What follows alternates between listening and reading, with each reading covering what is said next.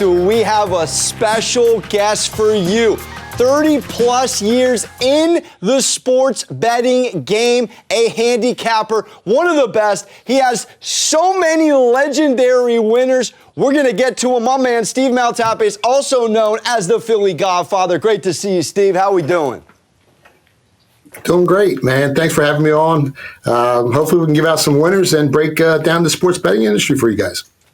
I love it. Appreciate you joining me. Okay, so let's start out with a little bit of your process, but I want to ask you first, are you a guy that likes to jump on opening lines when you see value? Do you prefer to kind of wait for the week to go? Obviously, with the Rodgers news this week, some would say not ideal in terms of jumping on the Packers as it moves to 7.5. Take us a little bit into the timing of when you place NFL bets.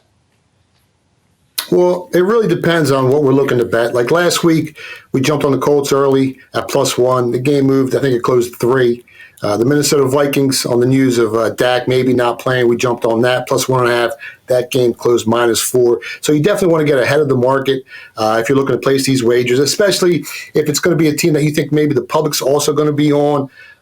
So you want to jump out in front of the market. But last week was a perfect example, Thursday night, where there was some sharp money on Arizona that came out early. We also knew the public was going to be on that side as well. We waited. Line got to 6.5. We nibbled a little bit on 6.5. We pushed that line back to 6. There was some opposition, as I stated earlier. Some other sharp money, like Arizona at -6, pushed that game to 7. And once it hit that key number, we unloaded on Green Bay +7. So sometimes we let that line ferment. We let that line shape.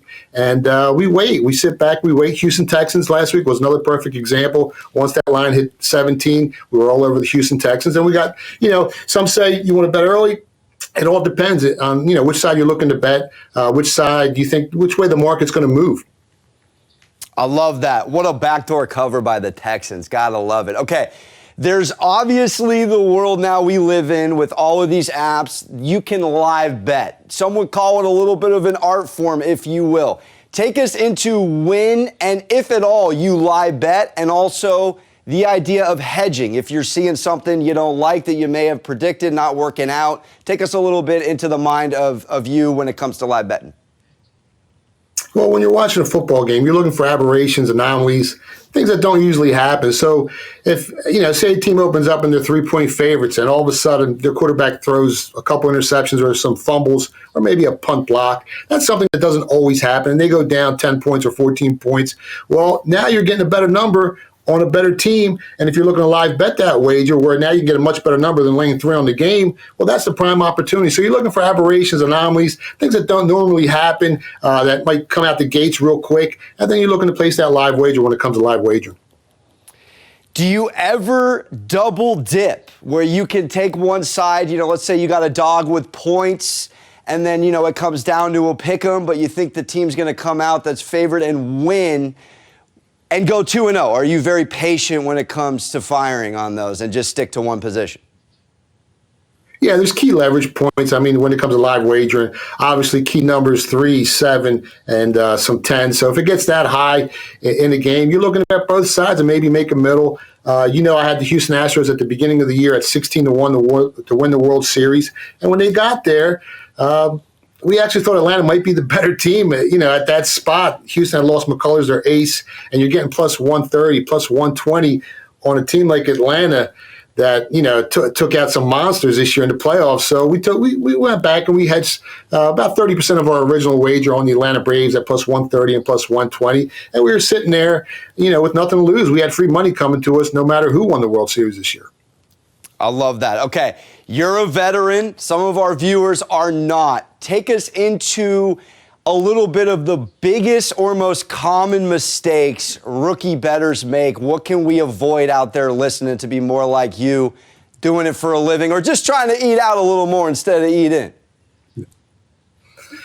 Well, you definitely don't want to bet on recency bias on the last final score that you saw, on what you saw last week, especially in the NFL. This is a week-to-week league. There's so many injuries, so much information. As more information enters the market, it's going to change opinions on this game. And at the end of the day, before we place this wager, it's an educated guess. So you want to ingest as much information as possible surrounding, whatever game you're looking to bet on. Never bet with your heart. do as much research as possible, and you always want to get the best of the numbers. So if you can get as many outs as possible, have as many accounts with different sports books as possible, because the difference between winning a wager or pushing could be taking a plus 7.5 on a game and it lands 7, taking a plus 7 on a game and it lands 6. So you definitely got to shop around, have as many outs as possible. Don't bet with your heart, and do as much research as you can on these football games. All right, you are a legend when it comes to futures. We're about halfway through the NFL season here. Do you have one you're looking at, whether it's a divisional winner, conference winner, 1 seed? You got anything for me for this NFL season? If you're looking to bet the Super Bowl futures, as of right now in the season, Tennessee Titans at 25-1. They lose Derrick Henry, but he's definitely going to be back for the playoffs. They have one of the easiest schedules moving forward. That might be something you want to nibble on. The Indianapolis Colts at 65-1. Here's a team that is very capable of beating anyone. They got the Jets and the Jags up next. So if the Titans stumble a little bit, they'll be right on their tails. 65-1 is a great number for the Colts. I mean, they gave that game away against the Ravens. They gave it away against the Titans. They're definitely someone to look at. Even the Cleveland Browns at 50-1. Injuries have plagued this team, but at 50-1, this is one of the most talented teams in the NFL. If you look at their yards per drive metric, top 5. They're top 5 in a lot of offensive efficiency numbers.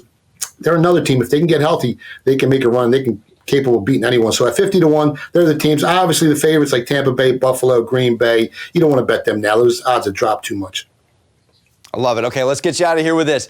Week 9 plays. Do you have one? I know you have the Follow the Action show on with all your sharp boys.